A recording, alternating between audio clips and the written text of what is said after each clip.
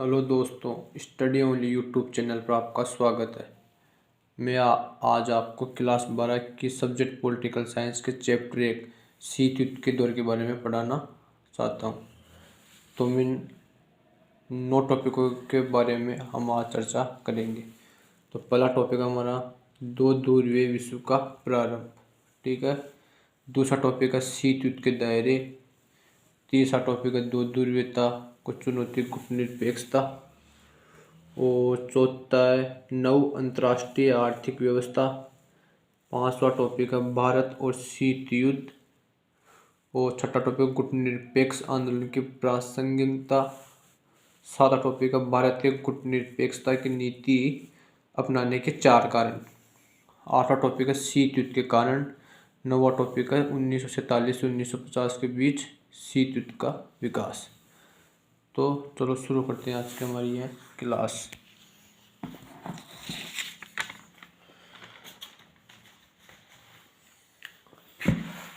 तो दोस्तों, पहले से हम नॉर्मल चीज़ें उनके बारे में पढ़ेंगे, फिर उन टॉपिकों को स्टार्ट करेंगे। तो ठीक है, पहला टॉपिक है अंतर्राष्ट्रीय राजनीति पर शीत युद्ध के 2 सकारात्मक प्रभाव बताइए।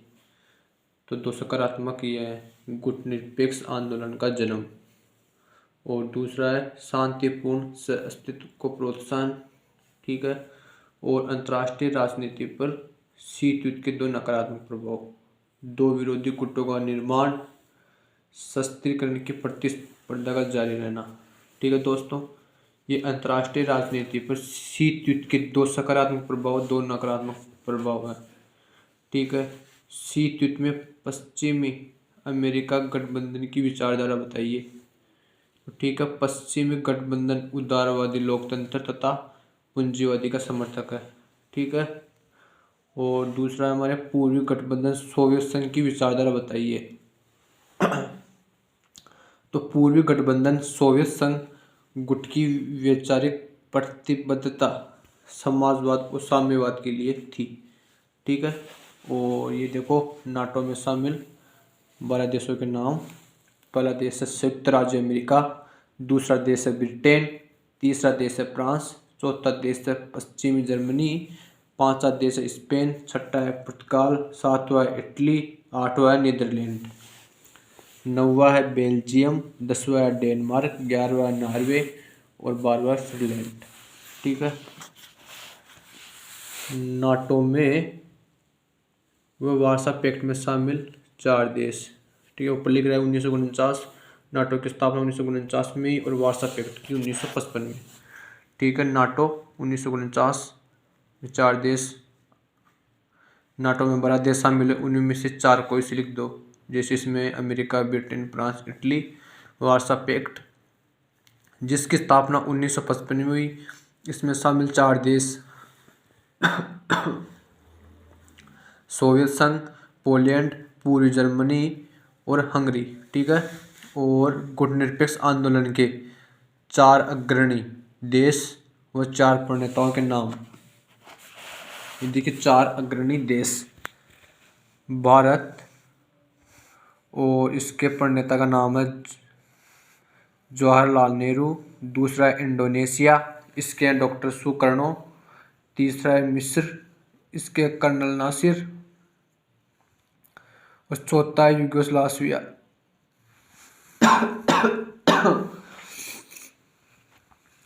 इसके मार्शल टिट्टो, पांचवा देश है गाना, इसके वा में एनकुरमा। ये 4 अग्रणी देश तो ऊपर के हो गए, और 5वां देश गाना जिसके प्रणेता का नाम है वा में एनकुरमा, ठीक है दोस्तों। प्रश्न यहाँ पर एक अवरोध का तर्क किससे कहा गया है। अगर कोई शत्रु पर हमला करके उसके परमाणु हथियारों को नाकाम करने की कोशिश करता है, तब भी दूसरे के पास उसे बर्बाद करने के लायक हथियार बच जाएंगे, इसी को ही अवरोध का तर्क कहा गया, ठीक है। ये तो हमारी इस चैप्टर की नॉर्मल बातें कर ली, इसका आप स्क्रीनशॉट ले सकते हो। अब उन 9 टॉपिकों के बारे में चर्चा करेंगे।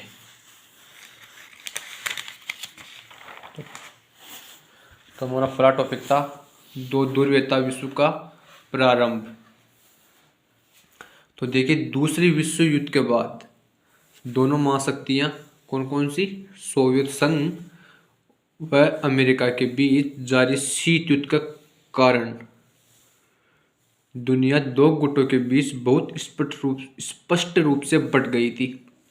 ठीक है, यह विभाजन सबसे पहले यूरोप में हुआ और पश्चिमी यूरोप के अधिकतर देशों ने संयुक्त राज्य अमेरिका का पक्ष लिया, जबकि पूर्वी यूरोप सोवियत संघ के खेमे में शामिल हो गया। इसलिए ये खेमे पश्चिमी और पूर्वी गठबंधन कहलाते हैं। पश्चिमी गठबंधन 1949 में उत्तर अटलांटिक संधि संगठन नाटो की स्थापना की। नाटो में 12 देश शामिल थे, वर्तमान में 30 देश शामिल हैं। और इसी प्रकार पूर्वी गठबंधन ने भी 1955 में वार्सा पैक्ट की स्थापना की। और इसके बाद पश्चिमी गठबंधन संयुक्त राज्य अमेरिका ने सीटो दक्षिण पूर्व एशियाई संधि संगठन व सेंटो केंद्रीय संधि संगठन बनाया। इसके जवाब में सोवियत संघ तथा साम्यवादी चीन ने इस क्षेत्र के देशों के मसलन उत्तरी वियतनाम, उत्तरी कोरिया और इराक के साथ अपने संबंध मजबूत किए।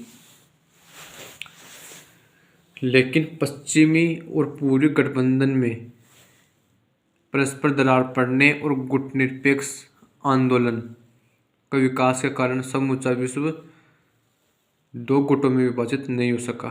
ठीक है, तो हमारा पहला टॉपिक पूरा हो गया है। दूसरा टॉपिक है शीत युद्ध के दायरे।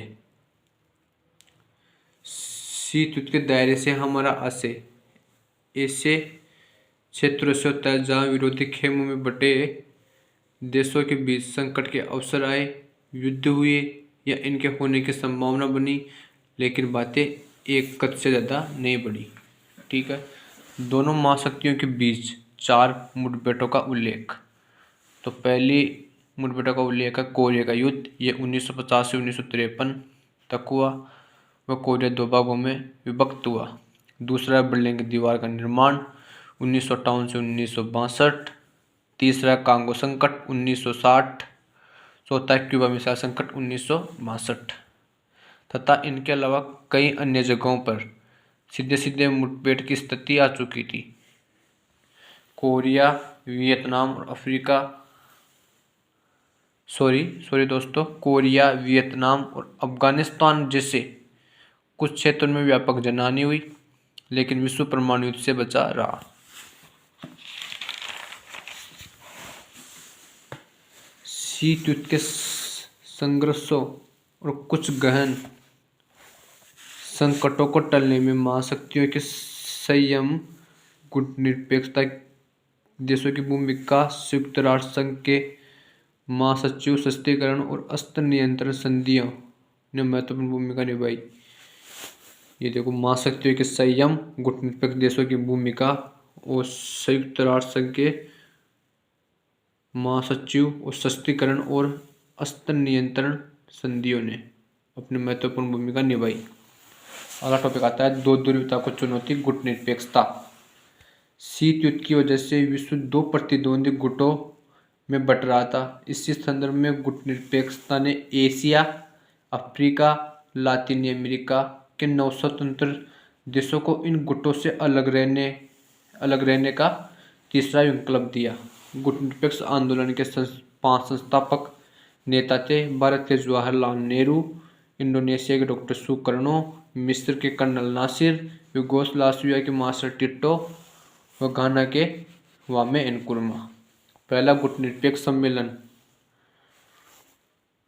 1961 में बेलग्रेड में हुआ। यह सम्मेलन 3 बातों की परिणति था। पहली परिणति है इन 500 देशों के बीच सहयोग। दूसरी है शीत युद्ध का प्रसार व इसके बढ़ते हुए दायरे। तीसरी है अंतर्राष्ट्रीय फलक पर बहुत से 9 स्वतंत्र अफ्रीकी देशों का नाटकीय उदय। ठीक है दोस्तों, पहले गुटनिरपेक्ष सम्मेलन में 25 सदस्य देश शामिल हुए। समय गुजरने के साथ गुटनिरपेक्ष आंदोलन की सदस्य संख्या बढ़ती गई और 2019 में अजरबैजान में हुए 18वें सम्मेलन में 120 सदस्य देश और 17 पर्यवेक्षक देश शामिल हुए। गुटनिरपेक्ष आंदोलन महाशक्तियों के गुटों में शामिल न होने का आंदोलन है। गुटनिरपेक्ष आंदोलन न तो पृथकवाद है और न ही तटस्थतावाद आंदोलन है। ठीक है, अगला टॉपिक है नव अंतर्राष्ट्रीय आर्थिक व्यवस्था। गुटनिरपेक्ष आंदोलन में शामिल अधिकांश देशों अल्पविकसित देश का दर्जा मिला है। अर्थात गुटनिरपेक्ष आंदोलन में शामिल अधिकांश देशों को अल्पविकसित देश का दर्जा मिला था। इन देशों के सामने मुख्य चुनौती आर्थिक रूप से और ज़्यादा विकास करने तथा अपनी जनता को गरीबी से उबारने की थी।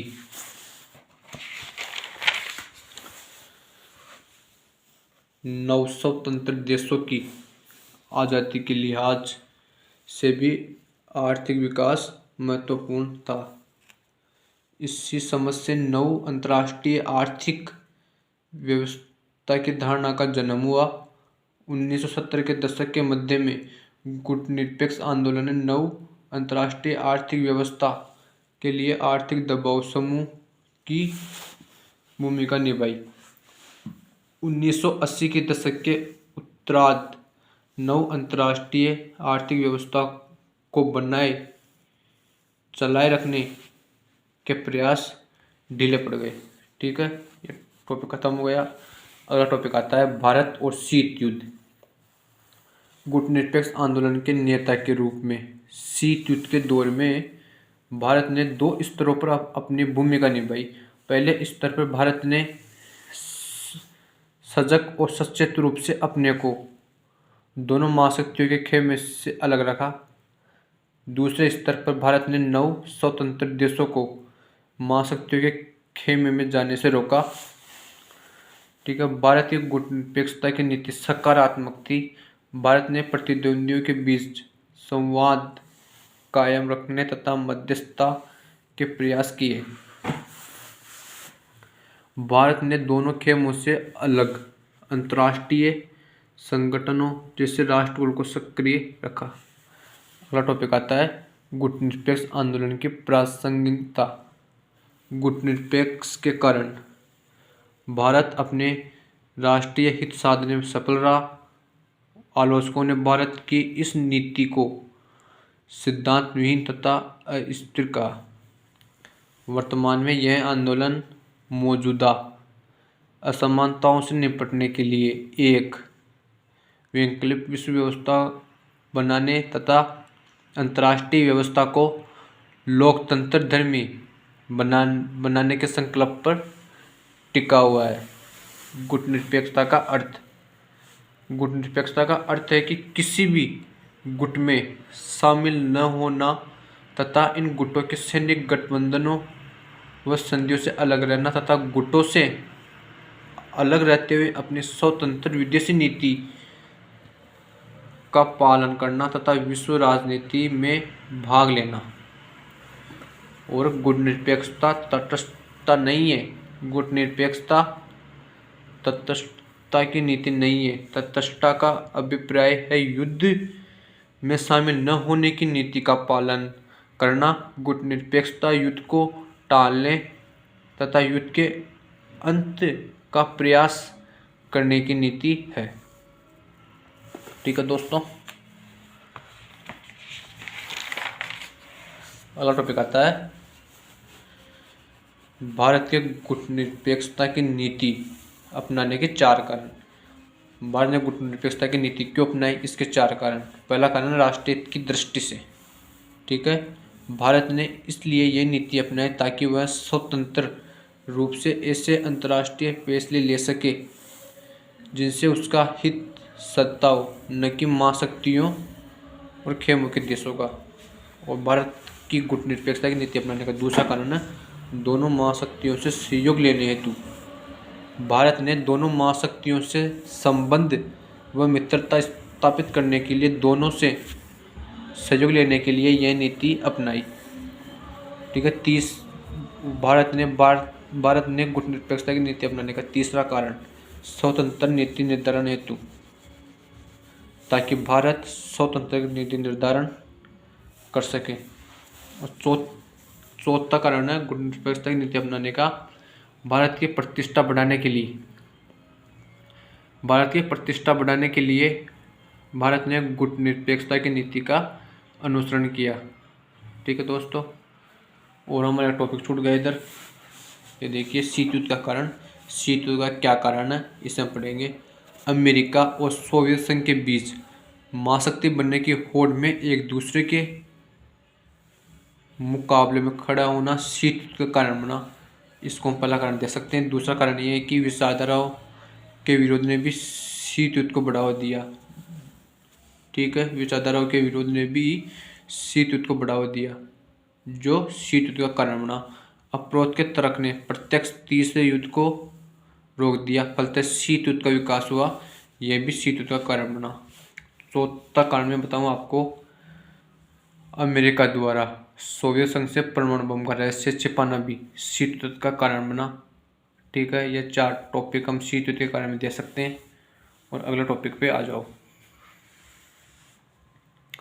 अगला टॉपिक है 1947 से 1950 के बीच शीत युद्ध का विकास का वर्णन करें। ठीक है, 1947 1950 के बीच शीत युद्ध का विकास।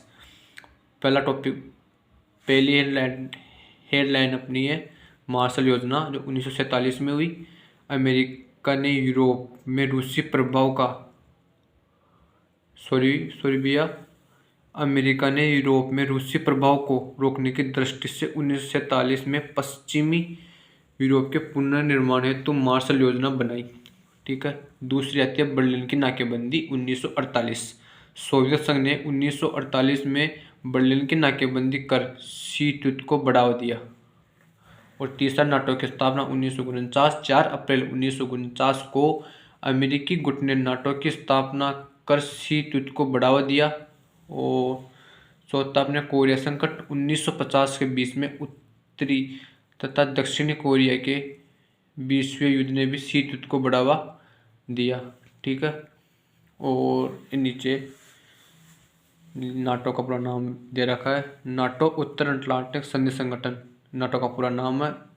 नाटो की स्थापना 4 अप्रैल 1949 को हुई। शीट, ठीक है, और दूसरा है सीटो, इसका पूरा नाम दक्षिण पूर्व एशियाई संधि संगठन है। इसकी स्थापना 1954 में हुई। इसका उद्देश्य साम्यवादियों की विस्तारवादी नीतियों से दक्षिण पूर्व एशियाई देशों की रक्षा करना, अर्थात साम्यवादियों की विस्तारवादी नीतियों से दक्षिण पूर्व एशियाई देशों की रक्षा करना। और अगला है सेंटो, केंद्रीय संधि संगठन, इसका पूरा नाम है। इसकी स्थापना 1955 में हुई। इसका उद्देश्य था सोवियत संघ को मध्य पूर्व से दूर रखना और साम्यवाद रोकना के प्रभाव आदि। ठीक है, तो हमारे सारे टॉपिक कंप्लीट हो गए। तो आप चाहो तो इनकी स्क्रीनशॉट ले सकते हो। ये देखो, इसका लो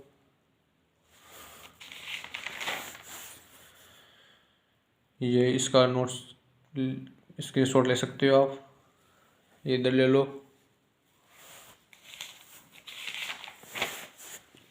ये इधर ले लो। ये लो। ये सारे टॉपिक मोस्ट हैं जो बोर्ड एग्जाम में पूछे जाते हैं।